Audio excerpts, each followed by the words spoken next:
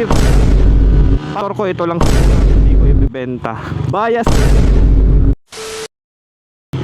So yun, what's up mga par?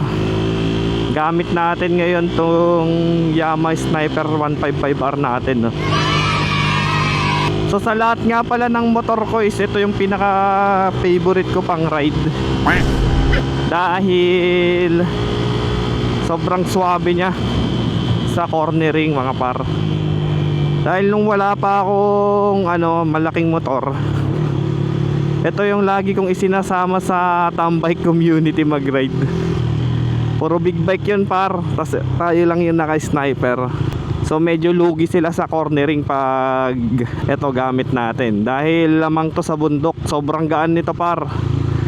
Then dahil dun sa slipper clutch nya, di tayo nahihirapan mag-control dito, no. Sobrang tuwang-tuwa talaga ako dito sa sniper na to. Sa lahat ng motor ko, ito lang sigurang hindi ko ibebenta. Tsaka yung Dio syempre. Sobrang quality ng motor na to par. Tsaka isa pa pala sa nagustuhan natin sa motor na to, bukod sa maganda yung handling, is quick shift siya. Pag nasa third gear na siya, di tayo magka-clutch, di ba? Isa pa. Ito yung kamay nating isa. Solid. Lower CC na naka quick shift par. Sobrang lamang talaga to. Sarap nito. Tapos pag nag downshift ka, ayan hindi maano yung engine brake hindi mo masyadong ramdam. Yung hindi papalo yung likod mo, smooth lang siya. Kaya pag sa cornering, kahit mabilis ako mag downshift, hindi ka mag-aalangan na i-slide tong likod na gulong mo.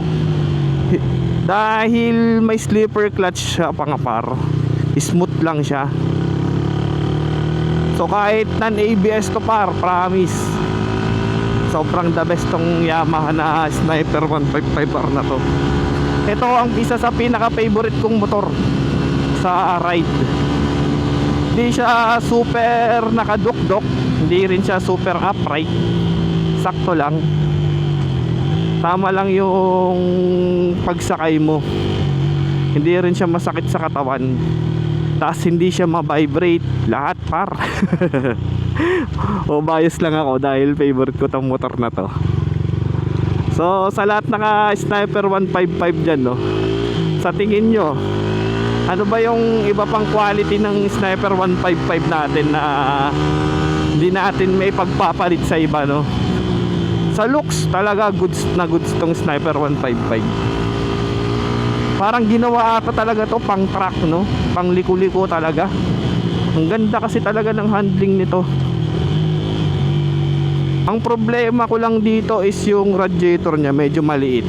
Kaya pag nagra-ride kami ng long ride, kasama ko yung mga big bike, syempre hindi tayo pwedeng masyadong mabagal at may iwan tayo. Pag huminto tayo ng mga 2 to 3 minutes lang, mag-on yung dito, yung sensor nya sa overheating. Mag-on yun par, kaya ginagawa ko pag nag-i-stop, pinapatay ko na lang yung makina natin. So dito pala tayo sa kabilang bahay dahil nandito si Mrs.